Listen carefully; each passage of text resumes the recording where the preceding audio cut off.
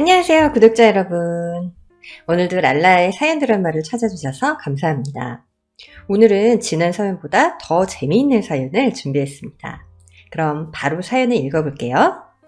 반갑습니다. 전 25세 여자입니다. 좀 이른 나이에 결혼한 새댁이기도 하고요. 요즘 시어머니들이 예전과 다르게 오픈마인드에 친엄마만큼 잘 통한다는 말을 하는 사람들이 덜어 있는데 제가 겪은 시어머니는 전혀 그렇지 않았어요. 옛날 시대의 시어머니와 다를 게 없던 분이랍니다. 무시와 괄시, 나쁜 말과 직업을 보고 사람을 하대하는 것까지 아주 그냥 옛날 양반이 따로 없어요. 그럼 제 시어머니와 어떤 일이 있었는지 재밌게 썰을 풀어보겠습니다. 저희 부모님은 제가 태어나기 전부터 경기도와 서울을 오가며 밥차를 운영하셨어요. 매일같이 출장을 다니시기 때문에 저도 아빠의 트럭을 타고 많은 곳을 구경 다니며 고사리 손으로 재미있게 일을 도왔죠. 그중 드라마 촬영장이나 영화 촬영장에서 예약이 들어오면 텔레비전에서 보던 배우들도 눈앞에서 볼 수 있었답니다. 그렇게 유년 시절을 보내고 제가 10살이 되었을 무렵 아빠 혼자서 도매시장에서 채소와 반찬거리를 사서 집으로 오시는 길에 교통사고가 나고 말았어요. 매일같이 피곤한 몸으로 일하셔서 그랬는지 졸음운전을 하셔서 가드레일을 뚫고 낭떠러지로 떨어지는 큰 사고가 나서 세상을 떠나셨습니다. 너무 어렸던 전 아빠가 돌아가신 게 꿈 같았고 며칠 뒤면 아무렇지 않게 제 이름을 부르며 돌아오실 것 같았어요. 하지만 현실은 바뀌지 않았고 뒤늦게 슬픔이 찾아와서 우울한 사춘기를 보냈답니다. 그래도 엄마는 저 하나를 제대로 키우시려고 홀로 트럭을 몰고 다니며 밥차를 운영하셨는데 하루도 쉬는 날이 없어서 큰 걱정이었어요. 그런데 여자는 약해도 엄마는 강하다는 말처럼 저희 엄마는 천하무적이었던 것 같습니다. 지금 저더러 엄마처럼 일해보라고 하면 엄두조차 나지 않는답니다. 여하튼 그런 고생을 하는 엄마를 보며 자란 전 고등학교 때부터 패스트푸드점과 아이스크림 가게, 그리고 패밀리 레스토랑까지 학교 끝나고 알바를 하고 주말에는 풀타임으로 일했답니다. 제 용돈을 직접 벌고 싶기도 했고 나중에 대학 갔을 때 엄마께 손을 벌리고 싶지 않아서 조금씩 돈을 모았죠. 제가 직접 땀을 흘려 돈을 벌어보니 돈에 대한 개념이 뇌리에 세게 박혔답니다. 1,000원을 쓸 때는 1시간을 고민하고 10,000원을 쓸 때는 하루를, 그리고 50,000원을 쓸 때는 한 달을 고민하면서 알뜰하게 살았어요. 그래서 전 대학에 들어갔을 때 입학금과 등록금 모두 제가 번 돈으로 해결했습니다. 엄마가 제 돈은 나중에 필요할 때 쓰라며 당신이 내주시겠다고 했는데 제가 일을 강하게 거절하고 제 뜻대로 하게 되었죠. 대학을 졸업하고는 중견기업에 들어가서 식품 생산 관리직을 맡게 되었답니다. 엄마의 영향을 받아서 음식과 관련된 일을 시작한 거죠. 처음엔 엄마 밑에서 일을 할까 했는데 일이 힘들다고 반대를 하셔서 취직으로 눈을 돌렸답니다. 그렇게 회사에 취직해서 하는 일은 크게 힘들지 않고 하루에 8시간만 일해서 비교적 여유로운 직장 생활을 했어요. 그래서 남는 시간은 친한 친구랑 맛집을 다니는 취미 생활을 했답니다. 전 줄을 서서 밥을 먹는 식당만 찾아다니며 미식가 마냥 음식의 맛을 보고 평가하는 재미를 느꼈어요. 그런데 줄을 서는 식당이라고 해서 무조건 맛이 있는 건 아니었어요. 그저 그런 음식인데 사람들이 왜 줄을 서는지 연구해보면 식당 주인의 친절함과 서비스 정신 때문인 것 같더라고요. 그래서 식당을 운영하려면 맛보다 중요한 게 사장의 마음가짐이라는 걸 깨달았네요. 그렇게 주말마다 친구와 맛집 탐방을 계속하던 중 제 인생의 인연이 되는 곳을 찾아가게 되었어요. 그곳은 설렁탕집이었는데 역시나 사람들이 줄을 서서 먹는 식당이었답니다. 저와 친구는 부푼 기대를 안고 오랜 기다림 끝에 설렁탕 맛을 보게 되었는데 그냥 평범한 보통 설렁탕이더라고요. 어디 가나 맛볼 수 있는 그런 맛이었죠. 전 그 식당이 사장님 때문에 잘 되나 싶어서 유심히 살펴보았는데 서비스도 별로였고 손님을 응대하는 태도도 그저 그래서 사장님을 보고 오는 건 아닌 것 같더라고요. 그런데 주변을 둘러보니 회사들이 지천으로 널려 있었어요. 회사원들의 입맛에 먹을 만하다고 느껴져서 손님들이 몰리는 거라 판단이 되었답니다. 그리고 식당 주인은 50대로 보이는 여사장님과 20대 후반의 아들로 보였어요. 모자가 함께 일하니 손발이 잘 맞아서 빠르게 회전되는 것 같았습니다. 전 여기저기 눈을 돌리다가 한쪽 벽에 붙은 유명인 사진을 발견했어요. 식당 아주머니와 트로트 가수 박상훈과 식당에서 함께 찍은 사진이었죠. 전 그 가수를 좋아하고 있어서 사장님께 넌지시 물었습니다. 사장님, 저 가수 여기 왔다 갔나 봐요. 박상훈 요즘 완전 열풍이잖아요. 아, 맞아요. 이 오빠가 우리 집 설렁탕을 엄청 좋아하거든. 게다가 나랑 상훈 오빠의 인연이 깊어요. 오빠요? 사장님 아들뻘 아니에요? 어쨌든 이 가수랑 인연이 깊다고요? 설마 친척 사이라도 되세요? 우리 팬클럽 아줌마들은 다들 오빠라고 부른다오. 그리고 친척은 아니고 내가 상웅 오빠의 경기도 팬클럽 회장입니다. 난 언제든 보고 싶을 때마다 만날 수 있는 사이라고. 내 전화 한 통이면 달려온다니까. 아, 그러시구나. 좋으시겠어요, 사장님. 여 사장님은 트로트 가수 이야기를 몇 마디 나누자 기분이 좋았는지 주방에 들어가서 그 가수의 노래를 틀었답니다. 그렇게 식사를 마치고 자리에서 일어났는데 식당 아들이 저에게 다가와서 조심스럽게 말을 걸었어요. 저기 실례지만 연락처 좀 알려주시면 안 될까요? 그쪽이 너무 마음에 들어서 나중에 꼭 한번 만나서 커피라도 한잔 하고 싶습니다. 그러자 제 친구가 푹 하고 웃음을 터뜨렸고 전 민망해서 얼굴이 붉어졌답니다. 네? 제 연락처요? 어떻게 해야 되지? 어떻게 하긴요. 제 핸드폰에 전화번호를 눌러주세요. 제발요. 저 진짜 손님들한테 이런 짓 절대 하지 않는데 그쪽은 진짜 놓치고 싶지 않습니다. 아, 그러세요? 그럼 뭐 나중에 커피 한잔 해요. 식당 아들은 꽤 멋있고 잘생겨서 제 마음이 쉽게 열렸답니다. 뭐 나중에 연락을 하지 않더라도 일단은 연락처를 교환하고 말았죠. 그런데 이튿날부터 그 남자에게서 매일같이 카톡이 왔어요. 아침엔 잘 잤느냐, 점심엔 밥 잘 먹었느냐, 저녁엔 좋은 밤 보내라 등등 일상적이면서도 관심을 표하는 메시지를 자주 보냈어요. 전 며칠 가다 그만두겠지 싶어서 무시하고 있었는데 한 달이 지나도 여전히 저를 보고 싶어하고 만나고 싶다는 메시지를 보내왔답니다. 그래서 결국 한 달하고 보름 만에 그 남자와 만나게 되었고 식사와 커피 그리고 영화까지 같이 보며 즐거운 데이트를 했답니다. 선주씨, 오늘 제 인생 최고의 날이에요. 저와 데이트 해주셔서 진심으로 감사합니다. 그런데 우리 또 만날 수 있는 거죠? 글쎄요. 우리가 무슨 사이도 아닌데 다시 만나야 될까요? 그럼 오늘부터 1일하면 되겠네요. 우리 사겨요. 네? 그 남자는 얼굴이 홍당무가 된 채로 저에게 사귀자는 고백을 했답니다. 파르르 떨리는 입술과 제 얼굴을 보지 못하는 시선이 귀엽게 보였죠. 전 사귀는 남자도 없었고 눈앞에 있는 그 남자가 괜찮은 사람처럼 보여서 결론을 내렸습니다. 그럼 알겠어요. 우리 한번 사귀어봐요, 호영씨. 정말요?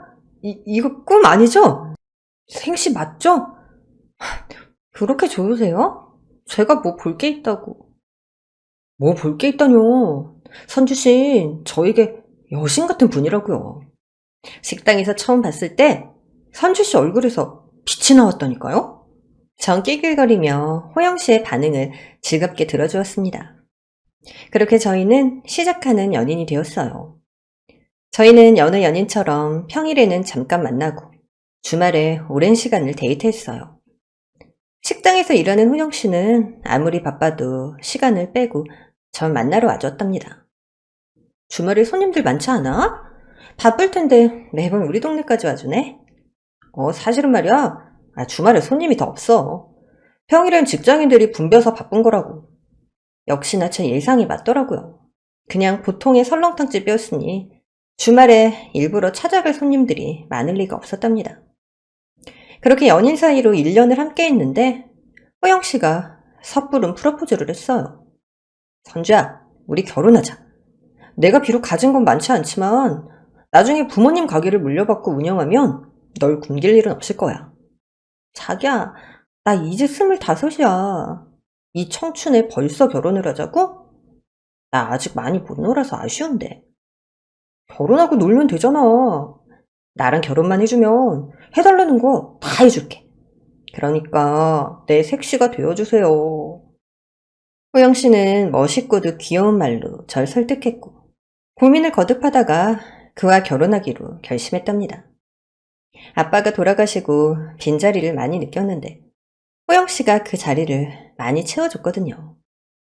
그래서 일찍 결혼하는 것도 괜찮고 좋을 거라 판단했습니다. 며칠 뒤 호영 씨의 식당으로 가서 예비 시어머님을 뵙게 되었는데 절 기억하지는 못하셨어요. 우리 가게에서 밥 먹은 적이 있다고? 그런데 우리 가게가 워낙 많은 사람들이 와서 기억이 날 리 없지. 지금도 봐봐. 사람들이 줄 서서 먹는 맛집인데 손님 얼굴을 내가 어떻게 기억하겠어? 네, 그렇네요. 어머님 손맛이 있어서 그런지 설렁탕이 엄청 맛있어요. 저도 나중에 꼭 배우고 싶네요. 전 마음에도 없는 소리라며 점수를 따려고 했답니다. 그러자 예비시모가 그렇게 맛있었어? 내 며느리가 된다면 비법을 전수해 주도록 하지. 하고 어깨에 힘을 주셨습니다. 그런데 시어머니의 자랑은 여기서 끝이 아니었습니다. 손님들이 빠져나가자 저와 호영 씨를 앉혀두고 호영 씨가 미래에 어떤 인물이 될지 말씀하시더라고요. 우리 호영이는 입이 대장금이야. 나와 내 남편보다 미각이 뛰어나지. 나중에 제2의 백종원이 될 테니까 선주 네가 땡 잡은 거야. 알겠니? 네? 네, 맞아요. 제가 땡 잡은 거죠. 제2의 백종원과 결혼을 다 하고. 너무 기쁘네요. 마지못해 그렇게 대답하자 호영이 넌 결혼 전에 경영 수업을 받도록 해라. 너 장가 가면 우리가 식당 하나 차려줄 테니까 독립해서 장사할 생각을 하라고. 라고 말씀하셨어요. 그런데 호영 씨는 혼자 식당을 운영할 만큼 숙달되지 않았다고 대답하며 거절하려는데 시어머니가 밀어붙이는 말씀을 하셨습니다. 넌 지금 움츠린 개구리야. 이게 무슨 말인지 알아? 움츠린 개구리가 멀리 뛰는 법이랄 소리야. 네가 음식 개발하고 가게를 오픈하면 분명 초대박이 터질 거라고. 이 엄마가 장담해. 알았어. 엄마가 그렇게까지 해준다는데 내가 노력해봐야지. 그럼 뭐부터 할까? 이 엄마가 다 알아서 해줄게. 경영 수업이 별거 있는 게 아니니까 잘 따라만 와. 그리고 며칠 뒤 시어머니가 호영 씨와 절 불러서 어디론가 데려갔답니다. 그곳은 백종원 대표의 체인점 중국집이었어요. 여기 짜장면 맛이 기가 막힌 거 알지? 모든 배달의 원조는 바로 중국집이지. 여기가 기초가 될 곳이니까 함께 짜장면 맛을 보고 연구해 보도록 하자. 전 대단한 곳에 데려가서 경영 수업을 해주는 줄 알았는데 겨우 짜장면 3그릇을 시켜서 맛을 느껴보라는 겁니다.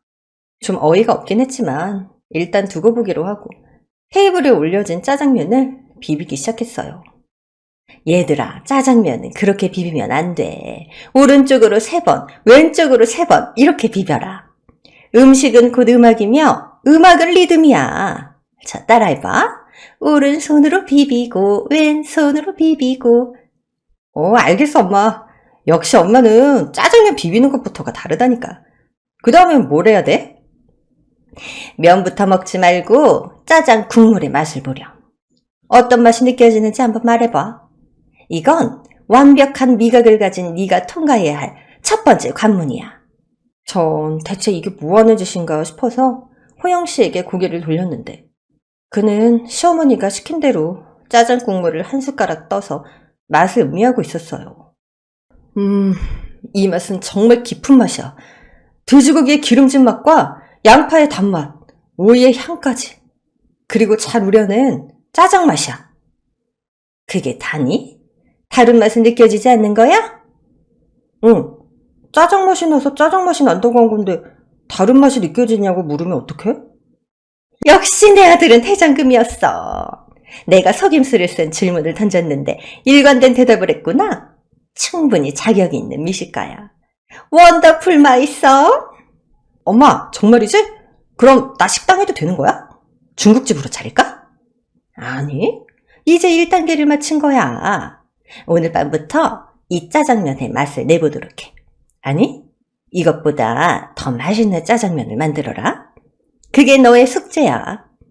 그리고 네 경영 수업은 10단계까지 있으니까 이 엄마의 경영 수업을 계속 따라오도록 해라.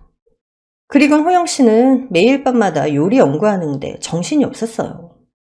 하지만 제가 맛을 볼 때마다 느낀 건데 호영 씨는 절대 미각은커녕 그냥 일반인 수준의 미각이었어요. 그냥 어디에서나 먹을 수 있는 그런 음식의 맛이었죠. 시어머니는 시시때때로 저와 호영 씨를 불러서 국밥집, 감자탕집, 족발집, 치킨집 등등 여러 곳을 오가며 경영 수업을 데리고 다녔답니다. 하루는 분식집을 갔는데 떡볶이를 음미한 호영 씨가 말했습니다. 이 쌀떡이 아주 쫄깃한 게 꼭 젤리를 씹는 기분이야. 역시 내 아들은 최강 미각이야. 이 쌀떡이 떡볶이의 포인트지. 이윽고 순대를 썰어서 가져온 주인이 말했습니다. 손님, 이거 밀떡인데요? 분식집 주인의 말에 두 모자는 얼굴이 떡볶이 국물 색깔로 변했답니다. 이거 봐요, 사장님. 쌀떡처럼 맛있다는 소리잖아요. 우리 아들은 절대 미각이니까 괜한 시비 걸지 마세요. 손님, 전 밀떡이라서 밀떡이란 말한 건데 왜 화를 내고 그러세요? 그러자 시어머니는 여기 맛집이라고 해서 왔는데 형편없는 것 같다. 다른 집으로 가자. 아들아, 날 따라오너라. 하고 도망치듯 분식집에서 빠져나갔습니다. 호영 씨가 하는 대답은 하나같이 뻔한 대답인데 매번 역시 최고의 혀를 가진 절대 미각이라고 과찬을 하셨고 백종원을 넘어설 인재라고 매일같이 칭찬하셨어요. 전 결혼 전에 대체 이게 뭐하는 건가 싶어서 호영 씨에게 진지하게 물었습니다. 자기야, 어머님 말씀대로 진짜 식당 차릴 거야? 요 근처 식당 몇 군데 다니면서 맛보는 게 경영 사업은 아니잖아. 요리 개발도 지금 완벽하지 않고 말이야. 선주야, 원래 등잔 밑이 어두운 법이야. 사람들은 해답을 코앞에 두고 멀리 간다니까. 그리고 나의 재능이 더해지면 완벽한 식당을 차릴 수 있을 거라고. 으유, 말은 청산유수네. 알았어. 경영수업 열심히 받아서 나 호강시켜줘. 걱정하지 마. 이 오빠 한번 믿어봐. 제대로 호강시켜 줄 테니까. 시어머니나 호영씨나 도찐개찐이었어요. 자기가 진짜 대장금이나 백종원의 음식 맛을 따라할 수 있을 거라 확신하는 것 같았죠. 어쨌든 호영씨가 성실하고 열정이 있으니 무슨 일을 해도 실패하지 않을 것 같아서 가만히 응원해주기로 마음먹었답니다. 그이는 시어머니께 경영 수업을 모두 마쳤다며 요리 개발에만 집중했어요. 제가 퇴근하면 꼭 자기네 식당으로 들러서 맛을 봐달라고 하더군요. 오늘은 뭐야? 이거 파스타네? 어디 맛 좀 볼까? 이건 그냥 파스타가 아니야. 유기농 야채와 살아 숨쉬던 토마토를 잘게 갈아서 넣은 100% 수제 파스타라고. 파스타면도 내가 직접 뽑았어. 알았어. 한번 맛을 보도록 할게. 전 한 입 먹어보고 호영씨의 눈치를 살폈습니다. 솔직히 말해도 돼? 얼마든지. 내 음식에 감동했구나? 아니, 편의점에서 사먹는 거랑 비슷해. 그러자 호영씨의 표정은 굳어졌고 시어머니가 갑자기 주방으로 들어오셨습니다. 뭐? 너 내 아들 작품을 편의점 파스타랑 비교하니? 선주, 너 입이 아주 똥입이구나. 내가 맛보았을 때는 파스타가 입 안으로 들어오자 온몸에 세포들이 깨어났다고. 이런 예술작품을 몰라보는 넌 대체 어느 별에서 온 거야? 아, 그러셨어요? 뭐 사람마다 입맛이 다르니까 그런 게 아닐까요? 넌 미각이 너무 둔해. 유기농 채소와 살아 숨쉬던 오징어까지 넣었는데 이걸 어떻게 편의점 파스타와 비교할 수 있냐고! 시어머니는 당신의 아들 요리가 최고라고 자부하고 있어서 어쩔 수 없이 한 입 더 먹어보고 감탄하는 연기를 했답니다. 어머님, 역시 다시 먹으니까 다르네요. 제가 퇴근하고 와서 입이 텁텁해서 잘못 느꼈나 봐요. 진짜 맛있어요. 어머님 말씀처럼 온몸의 세포들이 깨어나는 기분이에요. 그럼 그렇지. 내 아들의 작품이 잘못되었을 리가 없지. 그리고 선주, 너희 어머니도 요식업을 한다고 하지 않았니? 네, 맞아요. 그럼 좀 싸가지고 가거라. 같은 일을 하는 너희 어머니한테도 시식을 맛볼 기회를 한번 드려야지. 언제 이만한 파스타를 드실 기회가 올지 모르니까 말이야. 아, 네, 감사해요. 엄마도 분명 좋아하실 거예요. 전 어쩔 수 없이 호영 씨의 편의점 파스타와 비슷한 맛의 파스타를 포장해서 집으로 가져갔답니다. 엄마는 한 입 드시자마자 어디서 이런 맛대가리 없는 걸 주워왔느냐고 절 혼내셨어요. 다음부터는 불량식품은 사 먹지 말라면서 바로 버리셨답니다. 남들의 말을 듣지 않는 시어머니와 호영 씨의 요리 개발은 이런 식으로 계속되었습니다. 그렇게 시간이 조금 지나 예비 시댁에 들어가서 제대로 된 인사를 드렸어요. 예비 시어머님은 저에 대해 아는 게 회사원이라는 거 빼고는 아시는 게 없어서 그날 많은 질문을 했답니다. 선주, 너희 아버지가 돌아가셨다고 했지? 그거 참 안 된 일이구나. 그리고 어머니는 요식업을 하신다고 했고, 요식업 중에서도 뭘 하고 계시니? 네, 저희 엄마는 출장 밥차를 운영하세요. 매일 출장 나가듯이 멀리 나가셔서 많은 사람들의 식사를 책임지시는 일을 하시죠. 뭐라고? 밥차? 그게 정말이야? 네가 지난번에 말한 요식업이 밥차였어? 그 트럭들 몰고 다니면서 노숙자들 밥 퍼주는 그런 밥차? 네, 뭐 노숙자분들께 드리기도 하고요. 다른 곳에 출장도 많이 가세요. 그리고 어머님, 밥차도 요식업 맞지 않아요? 아휴, 속았네, 속았어. 나는 뭐 호텔 주방장이나 레스토랑 운영한 오너인 줄 알았더니 고작 밥차 아줌마였어? 선주, 너 왜 진작에 밥차라고 말하지 않은 거야? 너도 부끄러워서 일부러 숨긴 거지? 뒤통수 제대로 맞았네. 아니요, 어머님이 굳이 물어보시지도 않았는데 제가 말할 필요를 못 느껴서 그런 거예요. 그런데 저희 엄마가 밥차 하시는 게 문제가 돼요, 어머니? 당연히 문제가 되지. 개나 소나 하는 밥차 아줌마가 내 사돈이 되는 게 말이나 되니? 그지들한테 밥이나 퍼주는 게 어딜 요식업이라고 까불어. 난 대한민국에서 손꼽히는 설렁탕 장인이라고. 이런 우리 집안이랑 비교가 돼도 너무 심하게 되잖아. 진작 알았더라면 내 아들 경영 수업에 널 부르지 않았을 게다. 자격 있는 집안의 딸인 줄 알고 널 초대한 거라고. 내가 가르쳐준 수업을 어디 가서 돈 주고도 못 배우는 건데. 분해. 너 내가 수업료 받지 않을 테니까 당장 내 눈앞에서 사라져. 이 결혼은 없었던 걸로 하자. 저희 엄마가 밥차를 하셔서 반대하신다니 정말 이해가 되지 않네요. 저도 겉만 보고 평가하시는 분을 시어머니로 모시고 싶지 않습니다. 이게 어디서 까불어? 꼴랑 밥차하는 의미를 뒀으며 창피한 줄 알아야지. 오늘 모욕을 당한 기분이야. 당장 꺼져! 시어머니는 밥차 하시는 엄마를 심하게 무시하셨고 그녀의 딸인 저도 하찮은 존재라며 막말을 하셨답니다. 그리고 절대 당신의 아들을 저에게 주지 않겠다고 통보했답니다. 전 어처구니가 없어서 그 자리에서 바로 나와버렸고 절 따라 나온 호영 씨에게 욕사발을 날리며 꺼지라고 소리쳤습니다. 저희 엄마는 생활력이 강하고 음식 솜씨도 수준급인데 그런 취급을 받으니 기분이 심하게 나쁘더라고요. 그래서 전 바로 이별을 결정하고 호영 씨에게 다시는 보지 말자고 전해주었죠.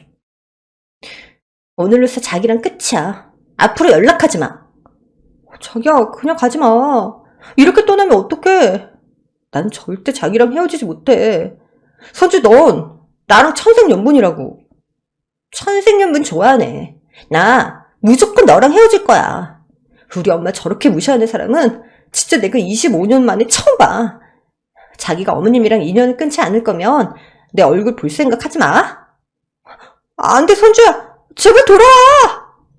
하지만 호영 씨는 저와 절대 헤어질 수 없다고 울고불고 매달렸습니다. 시어머니의 마음은 어떻게든 돌릴 테니 자신을 버리지 말고 끝까지 함께하자고 빌었어요.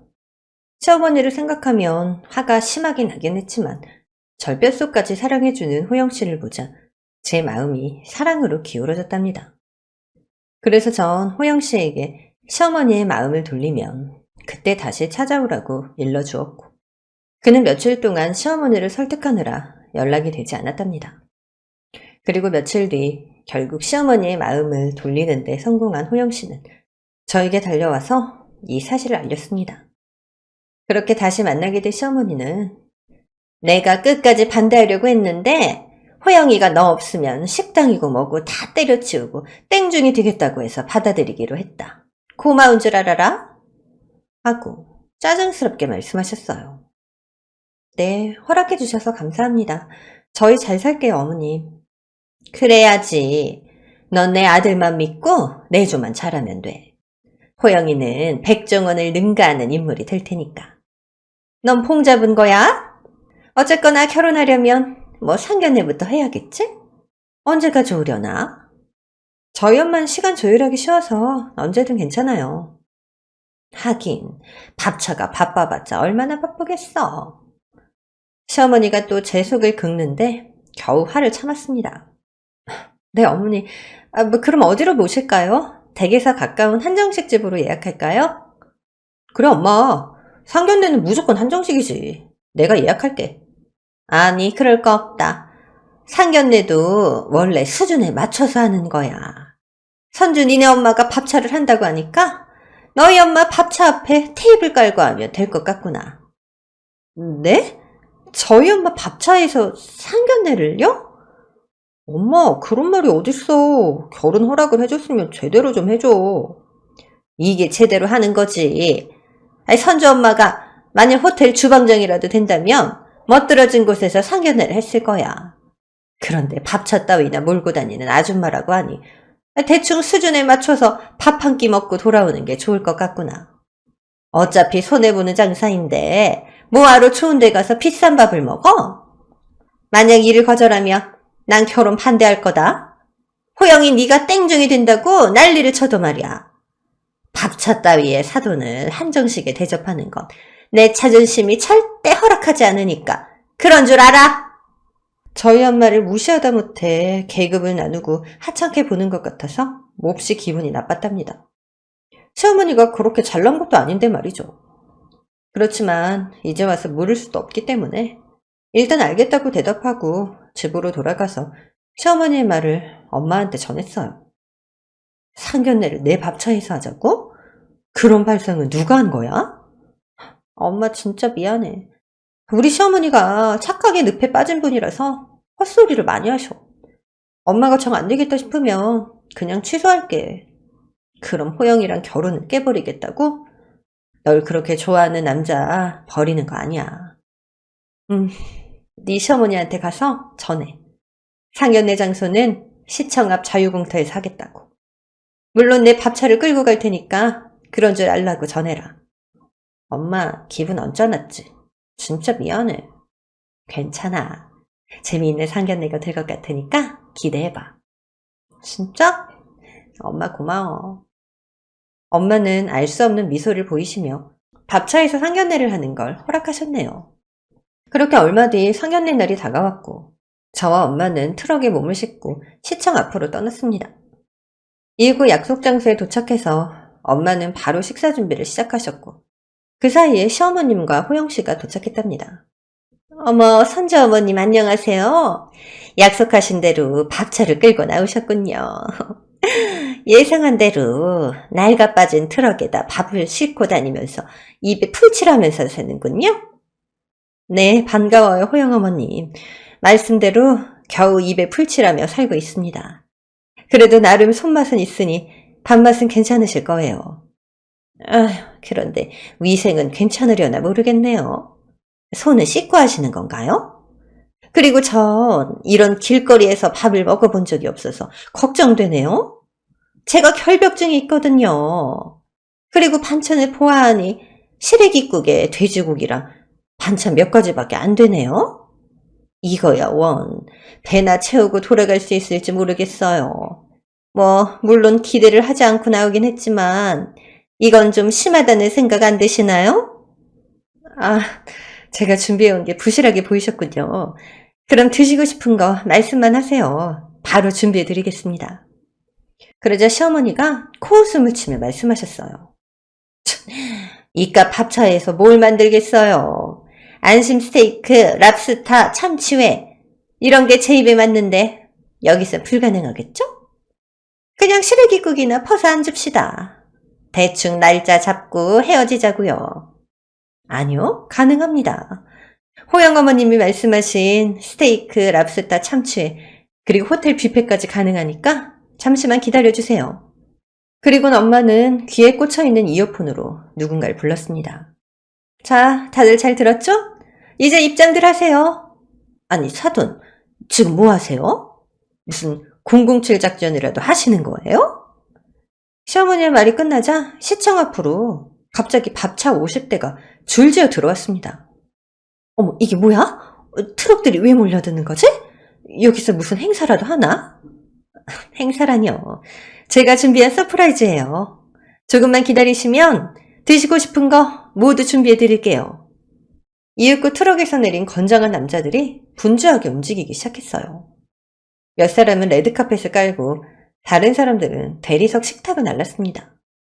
그리고 트럭마다 음식을 준비하기 시작했어요. 시어머니는 이 장면들을 보면서 턱이 빠지도록 입을 크게 벌리며 놀랐습니다. 30분도 채 지나지 않아서 안심 스테이크와 랍스타 그리고 한 요리사의 참치 해체쇼까지 벌어졌답니다. 엄마는 트럭에서 내려서 시어머니를 레드카펫으로 안내했어요. 그러자 시어머니는 소녀처럼 입을 가리고 기뻐하셨습니다. 사돈 어떠세요? 마음에 드세요? 참고로 저 참치는 오늘 들어온 놈이에요. 엄청 싱싱하니까 실컷 드세요. 그리고 많은 요리사들이 뷔페를 준비했으니 입맛에 맞는 걸 골라서 드시면 되겠어요. 어머나 세상에 어떻게 이런 일이... 보기만 해도 너무 먹음직스러워. 어머머, 저 참치 아가미 꿈틀거리는 것 좀 봐. 너무 신기하다. 제가 앞서 말씀드리지 않았지만 사실 저희 엄마는 내노라 하는 밥차 회사의 대표셨어요. 직원만 100명이 넘는 아주 큰 회사였고 보유한 밥차만 200여 대였죠. 그뿐만 아니라 엄마에게 음식을 전수받은 제자들도 아주 많았어요. 아빠가 돌아가시고 악착같이 일하신 엄마는 여기저기 입소문이 퍼져나가서 여러 사람들이 찾아와 분점을 내듯이 트럭을 내서 지금은 어엿한 중견기업의 대표가 되셨답니다. 여하튼 엄마가 시어머니 코를 납작하게 해주려고 한 작전은 제대로 성공했답니다. 사돈, 이제 그만 놀라시고 자리에 앉으세요. 차린 건 없지만 많이 드세요. 차린 게 없다뇨. 아니, 제 평생 이런 대접을 처음 받아봐요. 사돈, 진짜 고맙습니다. 그런데 이 많은 사람들은 대체 어떻게 구하신 거예요? 구한 게 아니고 저의 제자들이자 직원들이에요. 다들 요리에 일가견이 있는 분들이니까 맛은 보장할 수 있습니다. 호영어머님, 이 정도면 밥차도 쓸만하죠? 어머나 세상에 쓸만하다뇨. 너무 훌륭해서 제 눈이 뒤집힐 지경이에요. 사돈, 존경합니다. 그리고 대리석 식탁 앞에 앉아서 식사를 하게 되었는데 시어머니는 감탄사를 멈출 줄 몰랐어요. 어머머, 참치가 내 입안에서 춤을 추고 있어. 흔들흔들. 이건 마치 쌈마를 추는 것 같아. 이걸 먹으니까 춤이 저절로 나올 것만 같아요, 사돈. 시어머니는 앉은 채로 어깨를 실룩거리며 춤을 추는 신용을 하더군요. 아, 그래요? 그렇다면 음악을 준비해 드릴게요. 엄마는 귀에 꽂힌 이어폰을 대고 음악을 준비하라고 지시했습니다. 그러자 엄마 제자들이 분주하게 움직여서 널찍한 무대를 설치했고 그 위에 피아노와 북처럼 생긴 젬베를 들고 올라오고 통기타를 맨 연주자와 색소폰 연주자도 올라왔어요. 그리고 삼바춤을 출 댄서들까지 모두 무대 위에 올랐답니다. 잠시 후 화려한 조명 아래에서 삼바 연주가 울려 퍼졌고 댄서들이 꼬물꼬물거리는 댄스를 추며 흥을 돋았답니다. 시어머니는 너무 흥분한 나머지 식사를 하다 말고 무대 위로 올라가서 댄서들과 함께 흥겹게 삼바춤을 추셨네요. 그 장면을 보고 너무 웃겨서 식구들 모두 낄낄거리며 배꼽을 잡고 웃었습니다. 삼바 무대는 한참 동안 진행되었고 시어머니가 지쳐서 무대에서 내려오고 나서야 연주가 끝이 났답니다. 사돈 만족하셨나요? 부족한 게 있으면 말씀하세요. 준비한 건 아직 많이 남아있으니까. 아니에요. 전 오늘 최고의 날을 만났습니다. 준비하신 건 다음 기회에 또 보여주세요. 사돈, 사랑합니다. 시어머니는 친정엄마한테 안기면서 소녀처럼 기뻐하셨어요. 결국 저희의 상견례는 파티장이 되어서 화끈하고 멋지게 막을 내리게 되었답니다. 무시하고 하대하던 시어머니는 온데간데 없이 사라졌고 존중과 존경의 마음을 담은 모습으로 저와 엄마한테 예의 바르게 말씀하셨어요. 사돈, 이렇게 훌륭한 분을 제가 무시를 했다니 이 천한 년을 용서해 주세요. 그리고 새아가 내가 너에게 했던 모진 말들도 모두 잊어주거라. 내가 이렇게 부탁할게. 앞으로는 널 공주처럼 아낄 거야. 이에 저와 엄마는 화가 풀려서 괜찮다고 말씀드리고 앞으로 잘 지내보자는 말을 아끼지 않았습니다.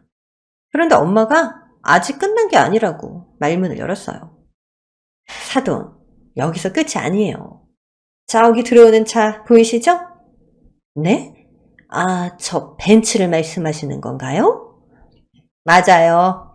거기에 사돈에게 드릴 선물이 있으니까 좀 기다려보세요. 선물이요? 지금도 과분한 선물을 받았는데 뭐가 또 있는 거예요? 네, 오늘의 하이라이트니까 기대하세요. 저도 차 안에 누가 탔는지 무슨 선물이 들어있는지 몰라서 기대를 하며 기다렸습니다. 이윽고 벤츠가 저희 식구들 앞에 멈춰서더니 뒷좌석에서 낯익은 사람이 내리는 거예요. 어머, 이분은 내가 제일 좋아하는 트로트 가수 박상웅이잖아요. 네, 사돈이 제일 좋아하는 가수라고 듣고 부탁 좀 해봤습니다. 저랑은 밥차 때문에 인연이 되어서 가끔 만나고 있어요. 얼른 가셔서 인사부터 하세요. 시어머니는 두 손을 번쩍 들고 가수에게 달려가 안기셨습니다. 상욱 오빠 오랜만이에요. 저 기억하세요? 제가 경기도 팬클럽 회장인데 우리 식당에도 다녀갔었잖아요. 오빠, 그런데 얼굴이 왜 이렇게 거칠어요? 아유, 잠을 많이 못 잔 모양이네. 오빠 얼굴을 보니까 이 소녀의 마음이 아립니다. 걱정해 주셔서 감사합니다. 그리고 절 만난 적이 있으시다고요? 죄송합니다. 제가 워낙 많은 곳을 다니다 보니 일일이 기억을 못하겠네요. 전 오늘 밥차 사장님 부탁으로 왔습니다. 괜찮아요, 오빠. 기억 못할 수도 있죠. 그런데 우리 사돈이 진짜 대단한 사람이긴 하네요. 아휴, 상웅 오빠, 진짜 이 소녀가 오빠를 열렬히 사랑합니다. 시어머니는 아들뻘 되는 가수에게 오빠라는 호칭을 부끄럽지 않게 잘도 하셨어요. 상웅아, 와줘서 고마워. 아줌마가 괜히 바쁜 시간을 빼앗은 게 아닌지 모르겠네. 에이, 사장님도 참 별 말씀을 다 하세요. 저한테 사장님은 제2 엄마라고 했잖아요. 언제든 불러만 주시면 이렇게 달려올 겁니다. 그래, 고마워 상웅아. 그럼 우리 사돈을 위해서 노래 몇 곡 좀 해줄래? 네, 사장님. 그럼 바로 공연 시작할게요. 저 이번에 신곡 나왔는데 오늘 여기서 스타트를 끊어도 되겠죠? 공연이요? 상웅 오빠가 여기서 날 위해 노래까지 불러주신다고요? 그럼요. 밥차 사장님 부탁인데 그 정도는 해야죠. 여기 계신 사장님은 제가 무명 시절에 공짜로 밥도 주시고 응원도 많이 해주신 은인이세요. 그래서 밥차 사장님이 부르시면 어디다 달려갑니다. 왜 이런 노래도 있잖아요. 당신이 부르면 달려갈 거야. 무조건 달려갈 거야. 그럼 이만 무대 위로 올라가 보겠습니다. 사인과 사진은 조금 이따 해드릴게요. 시어머니는 자리로 돌아와서 친정엄마의 손을 잡고 소녀처럼 엉엉 울었답니다. 사돈, 이렇게 절 감동시켜주시다니. 전 사돈이 밥 잘한다고 하셔서 무시하고 깔봤는데 저 같은 년을 맞아도 싸요. 저 한 대 때려주세요. 왜 그러세요? 그만 울고 상웅이 노래나 들읍시다. 신곡도 불러준다니까 기대하자고요. 맞다. 우리 상웅 오빠 공연을 봐야지. 상웅 오빠 사랑해요. I love you. 이 소녀를 위해 노래 불러주세요. 가수의 노래가 시작되자 시청 근처에 사람들이 몰려들었고 콘서트를 방불케 했답니다. 여기서 잠깐 말씀드리자면 저희가 모인 시청 앞 공터는 시민들이 자유롭게 이용해도 되는 곳이어서 아무런 문제나 제약이 없었답니다. 여하튼 가수의 공연이 끝나자 시어머니는 사진을 거의 100장 정도 찍으셨고 사인도 수십 장을 받아가셨어요. 저희의 상견례는 그제서야 마무리가 되었답니다. 시어머니는 그날 이후로 저희 엄마를 존경하다 못해서 신으로 생각하는 것 같았어요. 이렇게 얼마 뒤 저와 남편은 결혼식을 성대하게 올리게 되었고 태국으로 신혼여행을 다녀왔어요. 그리고 신혼집에 들어가서 같이 살기 시작했는데 남편이 저에게 결심한 게 있다며 부탁의 말을 전했습니다. 자기야, 나 장모님의 제자가 되고 싶어. 나도 밥차를 해서 성공하고 싶다고. 어머님이 자기한테 식당 차려준다고 하셨잖아. 그런데 이제 와서 마음을 바꾸겠다고? 시어머니가 싫어하시지 않을까? 아니, 나 엄마한테도 미리 말해뒀어. 그리고 솔직히 내가 만든 음식이 그렇게 맛있지가 않잖아. 자기가 그랬잖아. 편의점에서 사 먹는 거랑 별반 차이가 없다고. 그랬지. 그래도 자기는 뭘 하면 끝장을 보니까 식당을 해도 망하진 않을 거야.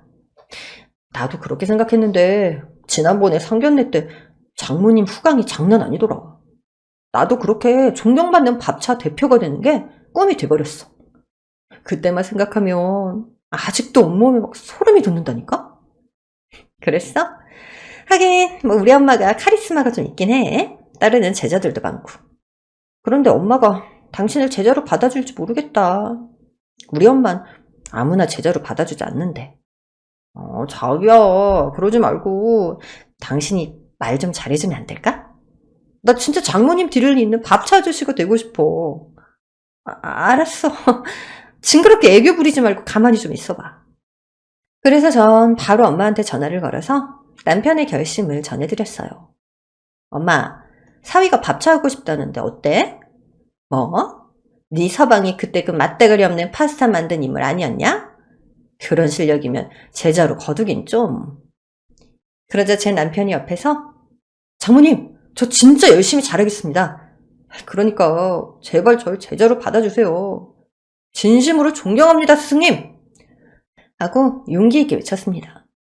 그러자 엄마는 낄낄 웃으시며 흔쾌히 허락하시기로 했습니다. 그 일을 1등 제자로 만들어 보겠다고 결심하셨죠. 한편 시어머니는 설렁탕집을 운영하면서 주말마다 엄마를 따라다니며 밥차 알바를 하기로 했답니다. 엄마가 얼마나 멋있어 보였는지 조수를 자청하게 되었다니까요. 그리고 시어머니가 그렇게 좋아하는 상웅 오빠도 자주 볼 수 있어서 당신의 가게보다 밥차에 더 많이 매달렸네요. 1년이 지난 지금은 저와 남편이 함께 밥차를 운영하고 있습니다.